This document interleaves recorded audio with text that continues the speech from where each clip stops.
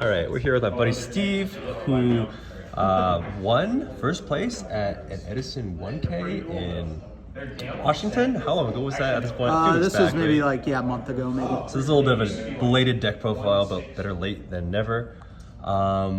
Maybe, how long have you been playing the deck, Steve? What's your overall thoughts on Amaryllis? Yeah, so playing Amaryllis, I really like it. I think it's really nice as far as a control deck, being able to go into a lot of different matchups in the meta. I've probably been playing it now for probably about 2 months or so. So okay. that's probably about a month before taking it to the 1K. Okay, cool. And did you take any inspiration from any other like Amaryllis players for your list? Yeah, so shout out to kind of all the Amaryllis players out there, but Sure. Little Man Yu-Gi-Oh, you know, For sure. I've messaged him and told him thank you for the build and things like that, because I took a lot of stuff from him. Yeah. He's got a lot of nice videos on there about side decking and how to play the deck and everything like that. So I watch all of that pretty religiously, and try to just take as many tips as I can. Okay, very cool. Do you want to go into the deck profile? Yeah, let's get into it. So, of course, we got 3 Titanials, right? Boss Monster, she's one that's going to be doing a lot of the work. Triple Amaryllis, double Lone Fire, double Dandelion. Sorry, do you mind just like flipping them the other way? Oh, yeah.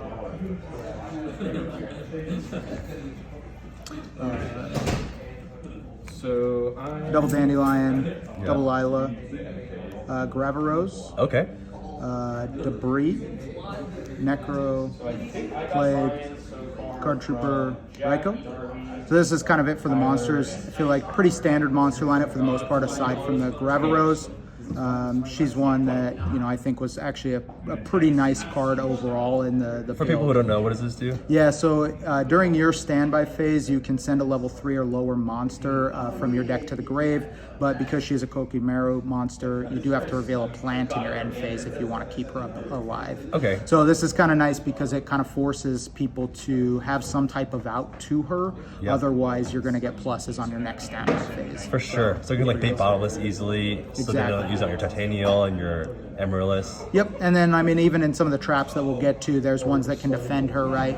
Necro Gardener can defend her, and it just gives you the ability to go through and send as like another Foolish and get Dandelions in there, Lone Fires if you need for Debris, or Necro Plague, whatever there. So. And is the one Raikou, is that standard these days? I think a lot of people have kind of cut down to one Raikou and running the 2 Lilas, just because the Lilas can go after the back row. Raikou just being a little bit of a slower card overall. Kind of have to wait for the mills where Lila at least gets you them at the end phase of the turn. For sure. Pretty standard. Cool.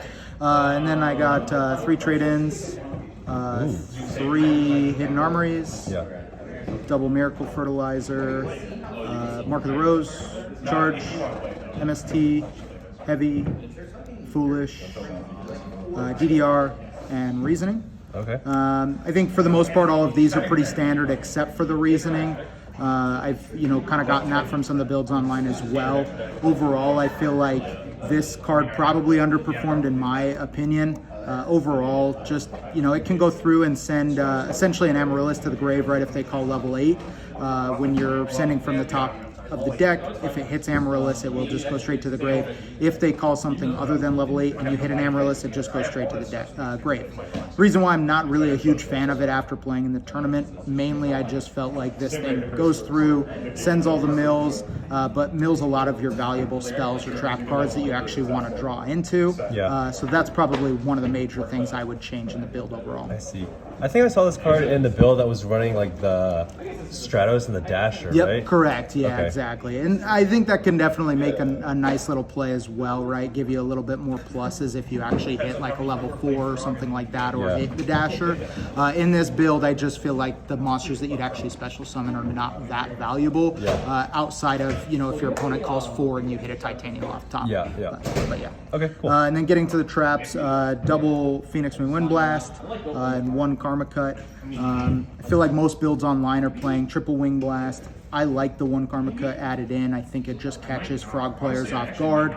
Can kind of go and just add a lot of value when you're playing against different matchups that aren't expecting it. Trap Dust Shoot, Mirror Force, Torrential, and Scrap Iron. And this one, obviously, a lot of people have used online as well, but overall, I feel like it's really nice. It's a nice card to play into when you do have things like you want to protect, like an Amaryllis. Opponent tries to attack, you can stop that. And basically just keep that Amaryllis up so then you can apply pressure when needed. It's also nice with that Gravarose as well to kind of keep her alive if wanted. Did that ever come up? So yeah, it did actually a couple times in the tournament. And because of it, I was able to actually, in one of the matches, I got 3 Gravarose effects off because I just was able to kind of stop. That's crazy. Yeah, because I could keep stopping the attacks. That's so crazy. It's pretty nuts. Overall, there was 5 rounds and then a top 8. How many people was the tournament? 27 players there. We had definitely some good players for sure, but went 4-1 in Swiss, got to the top 8. One deck I lost to was Diva Hero, got 2-0'd by that, but 2-0'd all my other opponents there, except for GBs actually. I played that in round 5, and that was really tough. But really from there, top 8, had to play GBs again. Got them second time, played the guy that I lost to in top 4, beat him, and then was able to take it out on a 2-0 in the finals against Twilight. So, nice. Yeah, pretty nice overall. Getting to the extra deck, pretty standard. Chimera Tech, there's times I would think about maybe changing this into something like a Mistworm, but it is nice when siding with Cyber Dragon and going against Machina. But Armory Arm, Catastor, Android, Brionic, Iron Chain, Ancient Fairy, Goyo, Black Rose, Armed Wing, or Armor Master, sorry, Stardust Dragon, Dark End, Thought Ruler, Colossal, and Red Dragon. So all pretty standard extra deck monsters. Obviously with the Armor Master we have that in there because we do side into the Gale, so we'll kind of go into that here in just a second. But other than that, I feel like pretty standard extra deck. Yeah. Side deck, I got 1 Cyber Dragon, 1 DD Crow, 2 Cactus Bouncers. This guy was MVP for me, honestly, throughout the tournament. Being able to go in and just, for those who don't know, I guess, he cannot be special summoned while playing type monsters face up on the field. Neither player can special summon monsters.